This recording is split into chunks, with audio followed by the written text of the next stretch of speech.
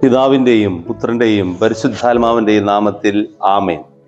ഈശോ മിശിഹായ്ക്കും സ്തുതിയായിരിക്കട്ടെ. നോമ്പ് കാലഘട്ടത്തിൻ്റെ 5-ാം ഞായറാഴ്ചയിലേക്ക് നമ്മൾ പ്രവേശിക്കുകയാണ്. ഇന്ന് യോഹന്നാന്റെ സുവിശേഷം 8-ാം അധ്യായം 1 മുതൽ 11 വരെ തിരുവചന ഭാഗമാണ് നമ്മൾ ധ്യാനിക്കുവാനായിട്ട് എടുക്കുന്നത്. പ്രധാനമായിട്ടും ഈ നോമ്പ് കാലഘട്ടത്തിൽ കഴിഞ്ഞ ഞായറാഴ്ചകളിൽ ദാനം ചെയ്യുക, ധർമ്മദാനം ചെയ്യുക, കൊടുക്കുക, പങ്കുവയ്ക്കുക എന്ന ആശയത്തിൽ നിന്നും ഇതാ ഈശോ ക്ഷമിക്കുക, പൊറുക്കുക എന്ന വലിയ ഉയർന്ന ചിന്തയിലേക്ക് നമ്മെ വഴി നടത്തുകയാണ് ഈ ഞായറാഴ്ച. ഈ വചനഭാഗത്ത് നിന്നും 3 വാക്കുകൾ നിങ്ങളെ പരിചയപ്പെടുത്തുകയാണ്. ഒന്നാമതായി കരങ്ങൾ, കൈകൾ. 2 കണ്ണുകൾ. 3 കല്ലുകൾ. കൈകൾ, കണ്ണുകൾ, കല്ലുകൾ. ഫരിസയരും നിയമജ്ഞരും ഈ പിടിക്കപ്പെട്ട വ്യഭിചാരിണിയെ കൊണ്ട് ഈശോയുടെ അടുക്കൽ കൊണ്ടുവരികയാണ്. കൊണ്ടുവരുമ്പോൾ ഈശോ താഴെ തൻ്റെ കരങ്ങൾ കൊണ്ട്, കൈകൾ കൊണ്ട്, വിരൽ കൊണ്ട് താഴെ എഴുതിക്കൊണ്ടിരിക്കുന്നു. എന്താണ് എഴുതിക്കൊണ്ടിരിക്കുന്നത്? മറക്കപ്പെടട്ടെ, പൊറുക്കപ്പെടട്ടെ എന്ന് തന്നെയായിരിക്കും. ഉൽപ്പത്തി പുസ്തകത്തില് 41-ാം അധ്യായം 51-ാം തിരുവചനത്തിലേക്ക് നമ്മൾ പ്രവേശിക്കുമ്പോൾ പഴയ നിയമത്തിലെ ജോസഫ് നമുക്കറിയാം. ജോസഫ് ഫറവോന്റെ കൊട്ടാരത്തിൽ ശുശ്രൂഷ ചെയ്തുകൊണ്ടിരിക്കുമ്പോൾ 2 മക്കൾ ജനിച്ചു. ആദ്യത്തെ മകന്റെ പേര് മനാസെ, രണ്ടാമത്തെ മകന്റെ പേര് എഫ്രായിം. മനാസെ എന്ന വാക്കിന്റെ അർത്ഥം മറക്കപ്പെടട്ടെ എന്ന് തന്നെയാണ്. എഫ്രായിം എന്ന വാക്കിന്റെ അർത്ഥം വളർച്ച, ഉയർച്ച എന്നാണ്. തന്റെ പൊട്ടകിണറ്റിൽ തന്നെ തട്ടിയിട്ടപ്പോഴും, തന്റെ സഹോദരങ്ങളോട് മറന്നപ്പോഴും, പൊറുത്തപ്പോഴും, ക്ഷമിച്ചപ്പോഴും ഈ ജോസഫിന് വളർച്ചയാണ് ഉണ്ടായത്. എഫ്രായിം, വളർച്ച. സ്നേഹമുള്ളവരെ, ഈ നോമ്പ് കാലഘട്ടത്തിൽ എവിടെയെങ്കിലും ഉള്ളിൻ്റെ ഉള്ളിൽ ഒരു ഇരുട്ടിന്റെ മേഖലയിൽ ആരുടെയെങ്കിലും മറക്കപ്പെടുവാനോ, പൊറുക്കപ്പെടുവാനോ, ക്ഷമിക്കുവാനോ ഉണ്ടെങ്കിൽ അതെല്ലാം ഈശോ നമ്മുടെ ഹൃദയത്തിൽ നിന്ന് അതൊരു വലിയ ഒരു വെളിച്ചമായി മറക്കുവാനും പൊറുക്കുവാനും സാധിക്കട്ടെ എന്ന് നമ്മെ ഓർമ്മപ്പെടുത്തുകയാണ്. അത് നമ്മുടെ വളർച്ചയ്ക്കാണ് കാരണമാകുക, തളർച്ചയ്ക്കല്ല. എന്നാൽ എവിടെയെങ്കിലും വിദ്വേഷമോ വെറുപ്പോ ഉണ്ടായിട്ടും അത് മാറ്റുന്നില്ലെങ്കിൽ നമ്മെ തളർച്ചയിലേക്ക് കൊണ്ടുപോകും, ഒരിക്കലും വളർത്തുകയില്ല. പഴയ നിയമത്തിലെ ജോസഫ് നമ്മോട് അത് തന്നെയാണ് പങ്കുവെക്കുന്നത്.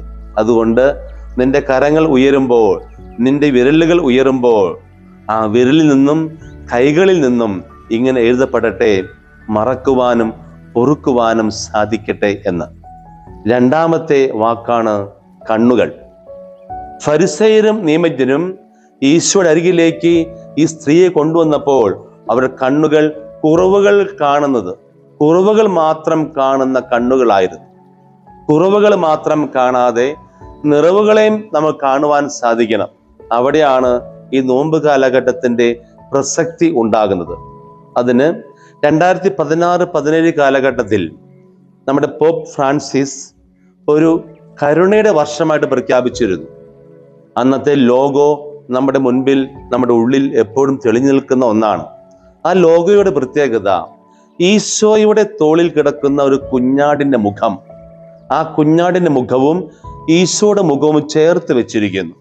അവിടെ 4 കണ്ണുകളാണ് വേണ്ടത്, പക്ഷേ അവിടെ 3 കണ്ണുകളെ നമുക്ക് കാണുന്നുള്ളൂ. ഈശോ അതിൽ നിന്നും നമുക്ക് തരുന്ന വലിയ സന്ദേശം, കർത്താവ് നമ്മുടെ കണ്ണിലൂടെ നോക്കുന്നു, നാം കർത്താവിന്റെ കണ്ണിലൂടെ നോക്കണം.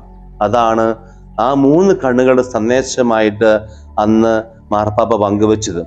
ഈ നോമ്പ് കാലഘട്ടത്തിൽ മാത്രമല്ല, പിന്നീടായാലും നമ്മൾ മറ്റുള്ളവരെ കാണുമ്പോൾ കർത്താവിന്റെ കണ്ണിലൂടെ നോക്കുക. ഉദാഹരണത്തിന്, ദാമ്പത്യ ജീവിതത്തിൽ ഭർത്താവ് ഭാര്യയുടെ കണ്ണിലൂടെ നോക്കുമ്പോൾ പല കുറവുകളും നമുക്ക് മാറ്റാൻ പറ്റും. ഭാര്യ ഭർത്താവിന്റെ കണ്ണിലൂടെ നോക്കുക, പല പ്രശ്നങ്ങളും മാറിക്കിട്ടും. അത് നമ്മുടെ കുടുംബ ജീവിതത്തിൽ വലിയ അനുഗ്രഹമാകും. അപ്പൊ കുറവുകൾ മാത്രം കാണാതെ പരസ്പരം കണ്ണുകൾ മാറി നമ്മൾ നോക്കുക. അവിടെ വലിയ മാറ്റം, വലിയ ഒരു കൃപ നമ്മുടെ കുടുംബങ്ങളിലേക്ക് ഇറങ്ങി വരും എന്നുള്ളത് സത്യം തന്നെയാണ്. അടുത്തത് കല്ലുകൾ. യേശുവിന്റെ ജീവിതത്തിൽ ഒരുപാട് കല്ലുകൾ ഉണ്ടായിട്ടുണ്ട്. പ്രത്യേകിച്ച് സാത്താൻ മരുഭൂമിയിൽ പരീക്ഷിക്കപ്പെടുന്ന സമയം ഈ കല്ലുകളെ അപ്പമാക്കി മാറ്റാൻ പറയുന്നത് നമ്മൾ കേട്ടിട്ടുണ്ട്. രണ്ടാമതായി യേശുവിൻ്റെ പീഡാസഹന സമയം കല്ലുകൾ കൊണ്ട് ഏറ് കിട്ടിയിട്ടുണ്ട്. മൂന്നാമതായി അടക്കം ചെയ്ത ഗുഹയിൽ കല്ലുകൾ കൊണ്ട് അടക്കം ചെയ്ത ആ വലിയ ഗുഹയിൽ പ്രത്യേകമായി കല്ലുകൾ ഉരുട്ടി വെച്ചിരുന്നു. കല്ലുകൾ ഒരു തടസ്സമുണ്ട്.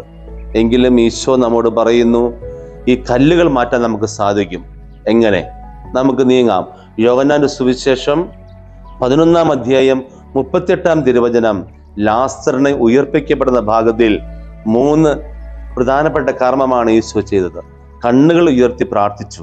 ഈശോ പറഞ്ഞു, കല്ലെടുത്ത് മാറ്റുവിൻ. ഈശോ പറഞ്ഞു, കെട്ടുകൾ അഴിക്കുവിൻ. നമുക്കും നമ്മുടെ കരങ്ങൾ ഉയർത്തി, കണ്ണുകൾ ഉയർത്തി പറയാം, കല്ലെടുത്ത് മാറ്റപ്പെടട്ടെ, കെട്ടുകൾ അഴിക്കപ്പെടട്ടെ. ഈ നോമ്പ് കാലഘട്ടത്തിൽ നമ്മുടെ മുമ്പിലുള്ള ചില കല്ലുകൾ, തടസ്സങ്ങൾ മാറ്റപ്പെടട്ടെ, കെട്ടുകൾ അഴിയപ്പെടട്ടെ. ഈശോ അനുഗ്രഹിക്കട്ടെ, ഇപ്പോഴും എപ്പോഴും എന്നേക്കും. ആമേൻ. നമ്മുടെ കർത്താവ് ഈശോ മിശിഹായുടെ കൃപയും പിതാവായ ദൈവത്തിന്റെ സ്നേഹവും പരിശുദ്ധാത്മാവിന്റെ സഹവാസവും നമ്മുടെ കൂടെ ഉണ്ടായിരിക്കട്ടെ, ഇപ്പോഴും എപ്പോഴും എന്നേക്കും. ആമേൻ.